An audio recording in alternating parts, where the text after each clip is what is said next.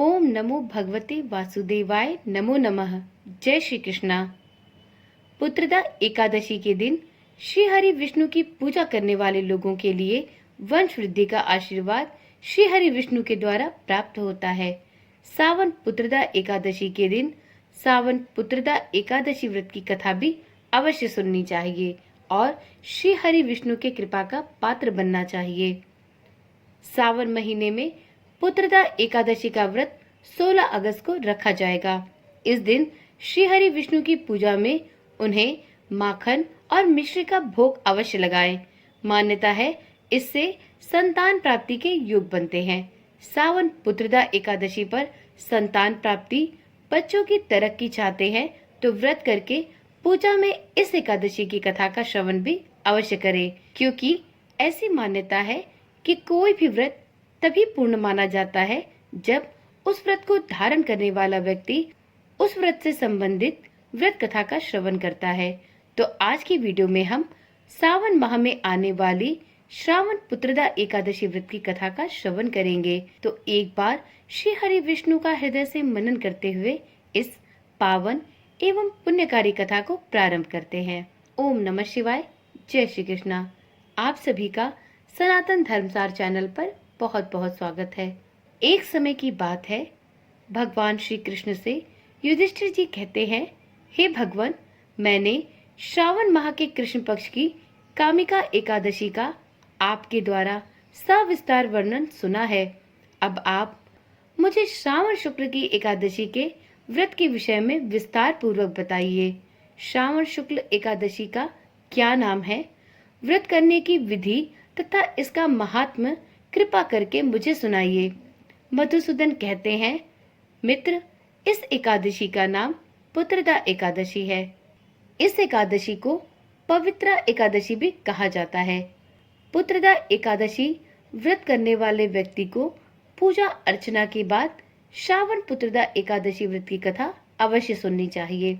ऐसा करने से व्रत पूर्ण होता है और व्यक्ति की सभी मनोकामनाएं भी श्री हरि विष्णु के द्वारा पूरी की जाती हैं। अब आप इस कथा को ध्यान पूर्वक सुने।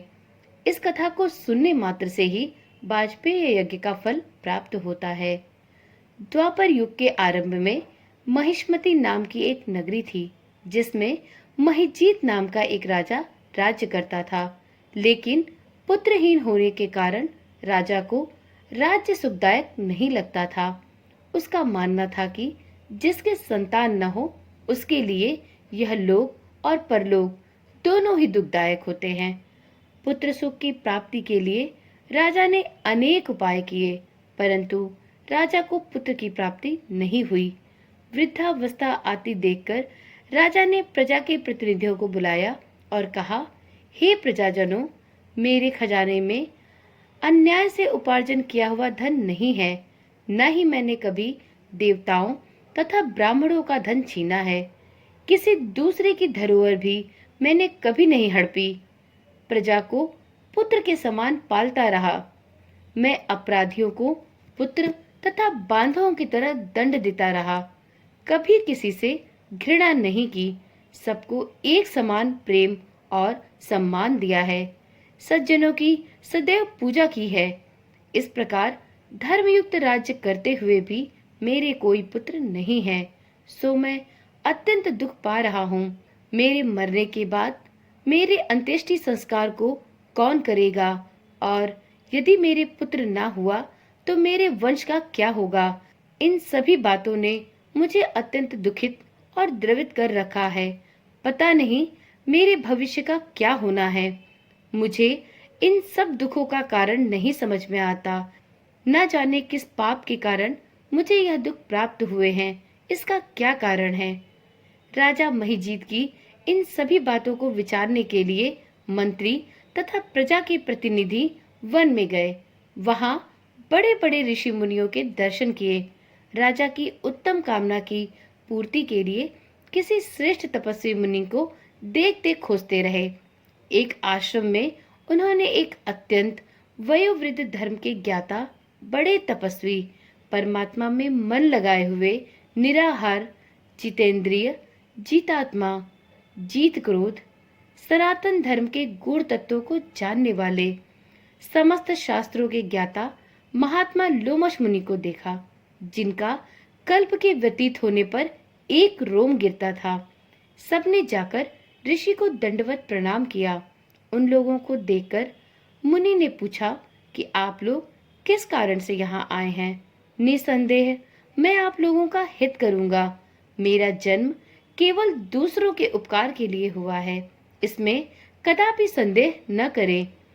लोमश ऋषि के ऐसे वचन सुनकर सभी लोग बोले, हे महर्षि, आप हमारी बात जानने में ब्रह्मा से भी अधिक समर्थ हैं, अतः आप हमारे इस संदेह को कृपया करके दूर करें। महिष्मतिपुरी का धर्मात्मा राजा महिजीत प्रजा का पुत्र के समान पालन करता है, फिर भी वह पुत्रहीन होने के कारण अत्यंत दुखी है।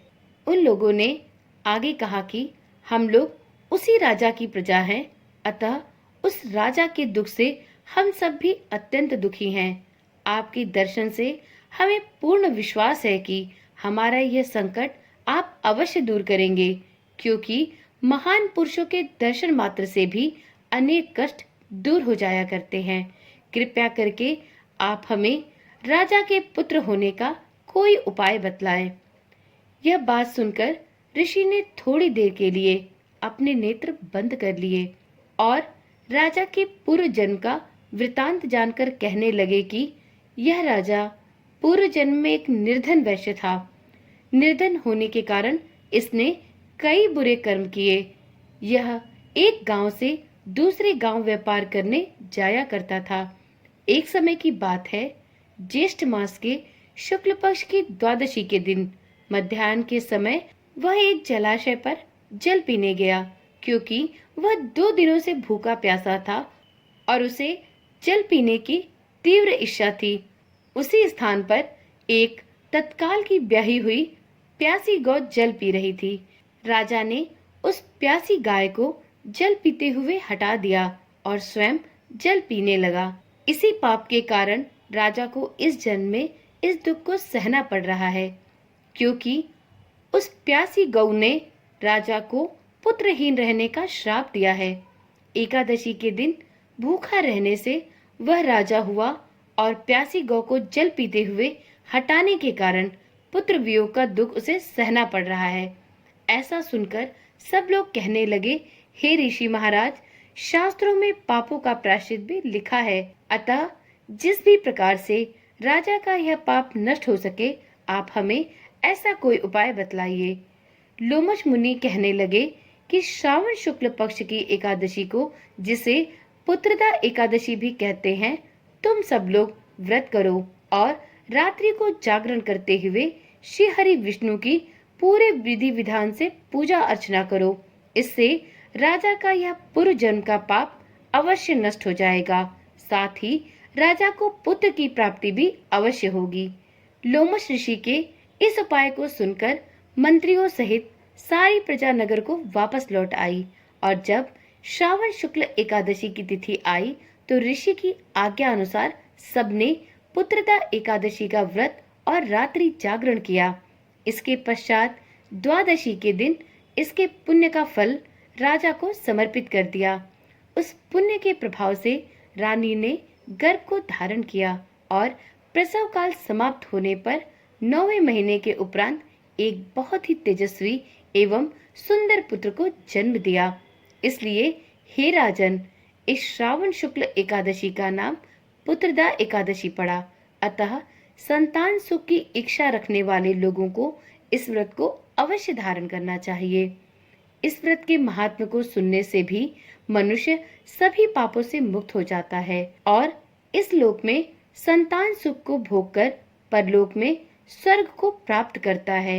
मित्रों, जिस प्रकार से राजा के द्वारा पुत्रदा एकादशी का व्रत किए जाने से उन्हें संतान की प्राप्ति हुई, उसी प्रकार से जो भी कोई साधक पुत्रदा एकादशी का व्रत करते हैं उन्हें संतान की प्राप्ति अवश्य हो।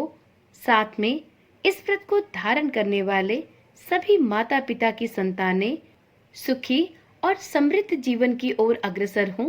इसी आशा और विश्वास के साथ इस वीडियो और इस पावन कथा को यहीं पर समाप्त करते हैं।